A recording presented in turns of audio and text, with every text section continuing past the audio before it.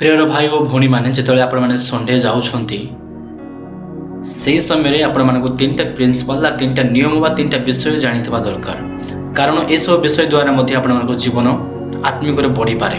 प्रथमटी है जो आपने जाऊँच निजर मोबाइल को साइलेंट मोड रखिकी जातु बेले बेले मोबाइल कॉल आसीपे मेसेज आसीपे जद्वारा से सभार डिस्टर्बान्स गुड़े होता है। सेकेंडटी है कौन निज हाथ में बाइबलटा धरिकी जातु। अनेक लोक अच्छा मोबाइल रे आप्सटा डाउनलोड कर देते ओडिया जो बाइबलटा अच्छी से डाउनलोड करके जाती पुणी मोबाइल काटिकी देखी था जोटा कि सेवक मान दृष्टि भल नुहे। तृतीयटी है जहाँकि मेन इम्पोर्टाट विषय जहाँकि जो संडे आपण जीवन दि जाए जो संडे दि जाए कौन से विषय दि जाए टे प्रार्थना करके जावा दरकार।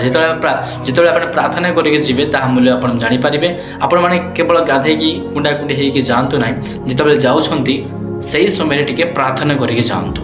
यही 3टी विषय जब आपने सदा बेले यदि पालन कर प्राक्टिस रखीदौच ताहले आपण मैंने निश्चित भाव में जानीपारे बा टे आत्मिक बढ़िबार चान्स अच्छी।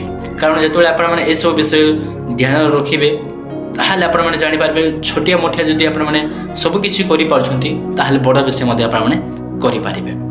आमेन।